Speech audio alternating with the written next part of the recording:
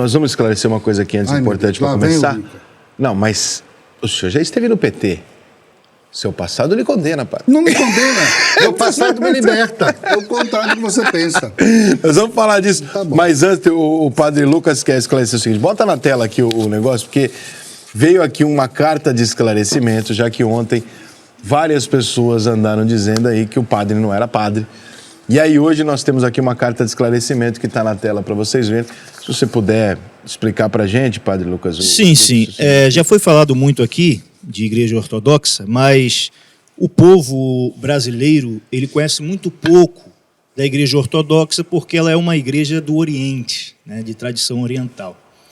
Então, como eu traço o surgimento da igreja ortodoxa?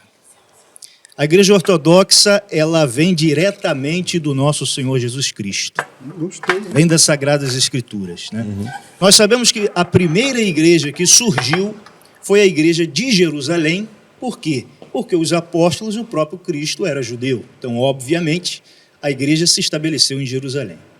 Após o Pentecostes, que foi a descida do Espírito Santo, que se encontra no livro da Sagrada Escritura de Atos dos Apóstolos, capítulo 2, houve um trabalho missionário da igreja.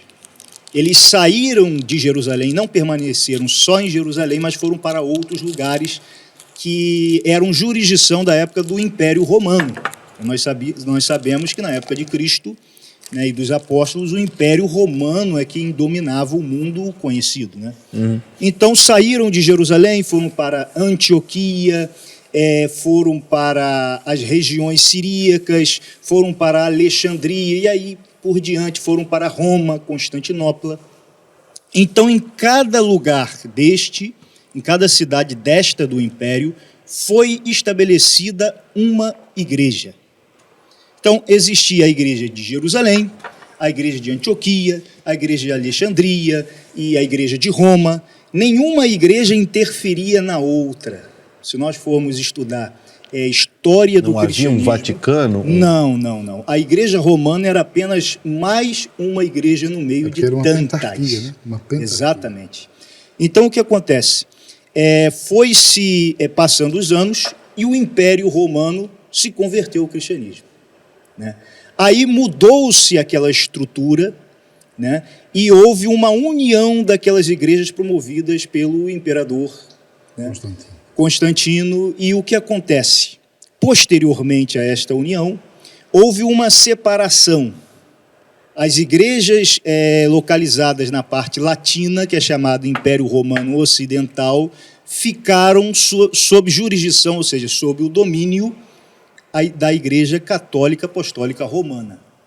E as igrejas que estavam na parte oriental do Império, que é chamado Império Bizantino, ficaram umas independentes ainda da outra, que formou a Igreja Ortodoxa.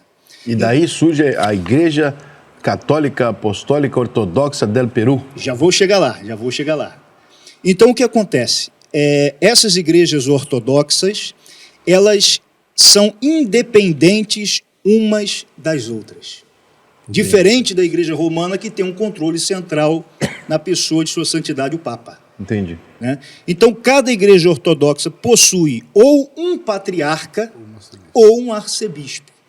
O que vai acontecer?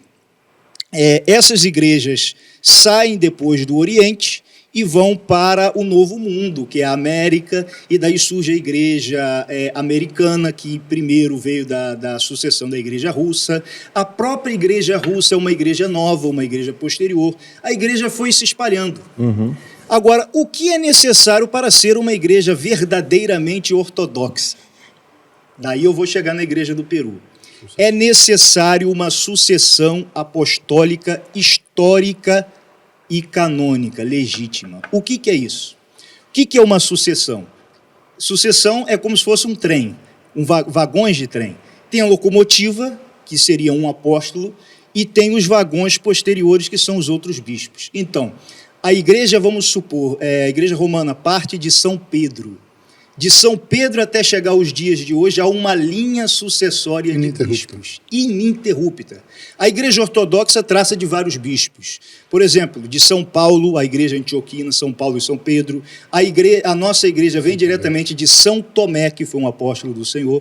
Então, o que acontece? Foi feita uma carta que está gerando muita polêmica, né, que a Igreja Síria Ortodoxa de Antioquia diz que o padre Kelmo não pertence a ela. E não pertence. E é por isso que muitos têm chamado o padre Kelmo de padre fantasiado, outras aberrações. Mas essa carta não significa nada para nós. Por Aí quê? tem essa. Sim. Por que não significa nada? É apenas uma jurisdição dizendo que o padre Kelmo não pertence àquela igreja. E não pertence mesmo. E não pertence, mas o padre Kelmo pertence a outra igreja, que é a Igreja Ortodoxa do Peru, que traça sua sucessão apostólica desde o apóstolo São Tomé até chegar aos dias de hoje. É uma igreja autocéfala, independente, ou seja, ela não deve obediência a nenhuma outra igreja. Assinado aqui pelo Exatamente. Então nós temos Mor aqui... Francisco. Isso, ele é o arcebispo. Está na tela aí para o pessoal ver. Ele é o arcebispo da nossa igreja. Então, ele é um bispo válido, com sucessão legítima e histórica. Ponto final. É uma igreja autocéfala e independente. Então, esta carta vinda de outra igreja, que foi apenas para falar para os membros daquela igreja que o padre Kelmo não pertencia a ela, foi usada de maneira indevida, maliciosa, para dizer que padre Kelmo não é padre, mas ele não é padre daquela igreja, mas é padre de outra igreja, que é a igreja do Peru.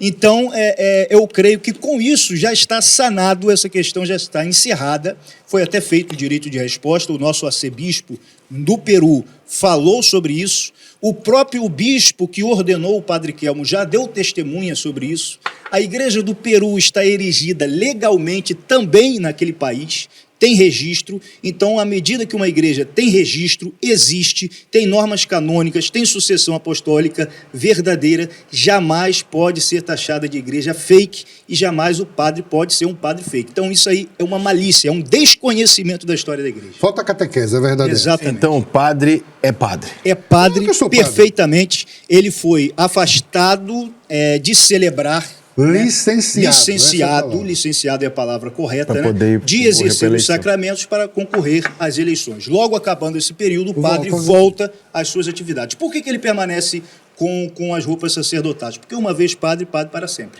Sim. Entendeu? Que nem Segunda Flamengo, ordem de uma Melquisedeque. vez Flamengo. Eterna. Entendi.